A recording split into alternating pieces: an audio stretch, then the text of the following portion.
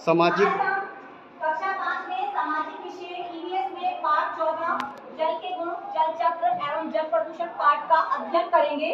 इस पाठ का लर्निंग आउटकम है कि एक बच्चा वाष्पन, संघनन की प्रक्रिया और जल चक्र को समझ सके, जल प्रदूषण के कारण बता सके, उसके प्रभाव बता सके और जल प्रदूषण को रोकने के उपाय बता सके। देखो बच्चों, जब आपको प्यास लगती है तो आप क्या करते हैं शिवानी? पानी पीते हैं। पानी का कुछ और उपयोग भी है शिवी, बताइए।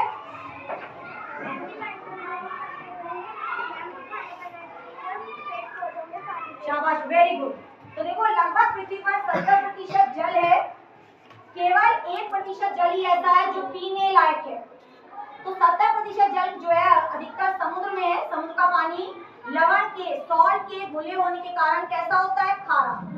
तो लेकिन पृथ्वी पर एक जल चक्र चलता है जिसके द्वारा पानी, यानी कि पानी जो है पृथ्वी पर सर्कुलेट होता रहता है। तो इस जल चक्र में मुख्य रूप से प्रक्रिया होती है वाष्पन और संघनन। मेरा खड़े हो, बेटा इधर आओ। देखो इस बच्चों, इस बीकर में क्या है? गर्म पानी, उबला हुआ पानी। इस बीकर को, इस पानी को इस बीकर में डालो बेटा। बहुत ध्यान से देखेंगे, बताएंगे कि क्या निकल रहा है पानी में से। हाँ, क्या निकल रहा है? तो पानी का भाप बनकर उड़ना क्या कहलाता है? वाष्पन। क्या कहलाता है? वाष्पन। आप शशांक खड़े हो जाओ बेटा। देखो इधर आओ, यहाँ आओ। इस ढक्कन पर तुम्हें क्या दिखाई दे रही है? पानी की बूंदें। पानी की बूंदें। खड़े हो नैना। ये ठंडे पानी की बोतल है। पानी की बोतल के बाहर क्या दिखाई दे रही है आपको? बूंदें। किसकी? पानी की।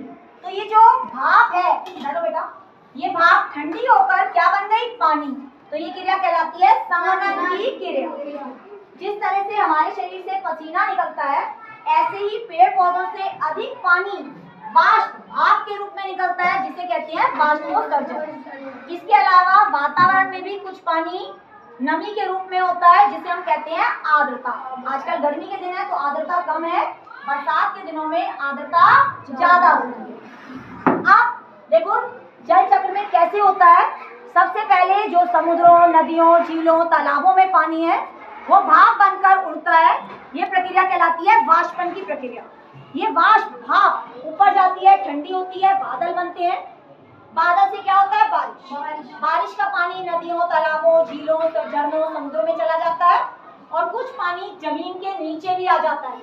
जमीन के नीचे जो पानी आता है उसे क्या कहते हैं? भूजल। शाबाश, आरा पढ़ो बेटा। इस भूजल को हम कैसे निकाल सकते हैं? ट्यूबवेल से। वेरी गुड, बहुत अच्छा। अब जो है इसके अलावा पहाड़ों पर क्या गिरती है? राशि क्या गिरती है पहाड़ों पर? बर्फ। ये बर्फ जो है पिघल पिघल कर कहाँ आती है शिका? शाबाश, नदियों, तालाबों, झीलों, झरनों में ये पानी वापस आ जाता है। तो इस तरह से ये वाष्पन और संघनन की प्रक्रिया होती है और ये जल चक्र चलता रहता है। लेकिन बच्चों देखो होगा आप लोगों ने, कुछ लोग अपने जानवरों को नदियों के किनारे नहलाते हैं, कूड़ा कचरा नदियों में डाल देते हैं, कारखानों का जो वेस्ट होता है, अपशिष्ट पदार्थ, वो भी नदियों में डाल दिया जाता है। इससे धरती कैसी होती है? पृथ्वी कैसी हो रही है? प्रदूषित। तो इस प्रदूषित पानी को पीने से, जल को पीने से हम क्या हो जाते हैं? बीमार हो जाते हैं। तो इस प्रदूषण को रोकने के लिए हमें क्या करना चाहिए? जो कूड़ा कचरा है वो नदियों में नहीं डालना चाहिए, नदियों में जानवरों को नहीं नहलाना चाहिए और अधिक से अधिक पेड़ पौधे लगाने चाहिए। तो इसके लिए विश्व जल दिवस 22 मार्च को मनाया जाता है।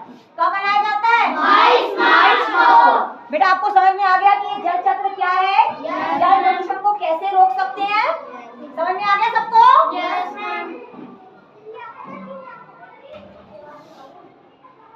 आया समझ में सब बच्चों को? Yes ma'am. सब बच्चे ये अभ्यास कार्य करेंगे, रिक्त स्थानों की पूर्ति। सब बच्चे कॉपी में लिखेंगे और इसको करेंगे।